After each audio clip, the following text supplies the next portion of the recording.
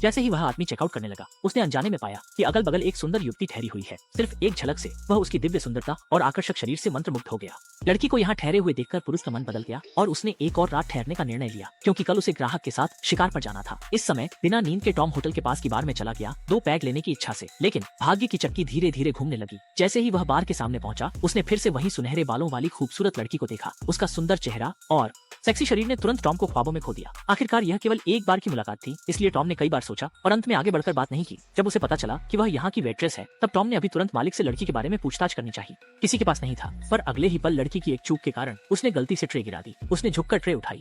उस दोंगजो को देखकर टॉम के मन में रोमांच हो गया, लेकिन अपनी झिझक के कारण वह आखिरकार उससे बात करने नहीं गया। होटल लौटने पर टॉम ने खुद को शांत करने की कोशिश की और फैसला किया कि उसे काम पर ध्यान देना चाहिए। परंतु जब वह ध्यान से अपनी बंदूक की देखभाल कर रहा था, तभी बाहर से शोर सुनाई दिया, जिसके कारण टॉम ने तुरंत पिस्तौल उठाई और बाहर की ओर दौड़ पड़ा। बाहर जाकर देखा तो पता चला कि एक शराबी ललचा रहा था। सुंदरता अपनी योजना बना रहा था कि लड़की के साथ गलत हरकत करे कि तभी टॉम के समय पर आने से उस आदमी की शराब काफी हद तक उतर गई और वह मुड़कर मां के पास जाने के लिए तैयार हो गया। असल में यह मामला आगे बढ़ सकता था, मगर यह सोचकर कि कल उसे ग्राहक के साथ शिकार पर जाना है, अधिक ऊर्जा खर्च करना साफ जा, ऐसा सोचना ठीक नहीं।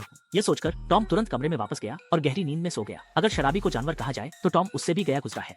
दूसरे दिन टॉम सुबह सुबह ग्राहक का इंतजार करने के लिए सप्लाई स्टेशन पहुंच गया। तभी बगल की गोरी लड़की अचानक अंदर आ गई। उसी समय टॉम को पता चला कि गोरी लड़की जेनी ही उसकी ग्राहक है। टॉम को यह जानकर आश्चर्य हुआ, इतनी सुंदर ग्राहक, यहाँ तक कि बिना पैसे भी। ये हालांकि उसने बिना कुछ कहे ही जेन को पहाड़ पर ले गया और तभी जेन ने आखिरकार इस यात्रा का मकसद बताया। दरअसल जेन के पिता को शिकार का बहुत शौक था, इसलिए वह अपने पिता की राख को इस पहाड़ पर दफनाना चाहती थी। यह सुनकर टॉम ने तुरंत कहा कि वह कभी एक स्काउट सैनिक रह चुका है और वह जेन के पिता के लिए एक अच्छी जगह ढूंढ सकता है। कुछ घंटे तक चलने के बाद भी उन्हें कोई उपयुक्त जगह नहीं मिली। टॉम चिंतित थे कि जेन की शारीरिक शक्ति खत्म न हो जाए, इसलिए उन्होंने यही कैंप लगाने का निर्णय लिया और अगली सुबह पहाड़ पर चढ़ने का फैसला किया। इंतजार के दौरान दोनों को एक दूसरे को अधिक जानने का अवसर मिला। चौंकाने वाली बात यह है कि दोनों की रुचियां और शौक हैरान करने वाले तरीके से एक जैसे हैं। वे दोनों जानबीन खाना पसंद करते हैं और वह भी 2 अंडों के साथ। यह कहने पर जेन ने शर्माते हुए तंबू में वापस चली गई।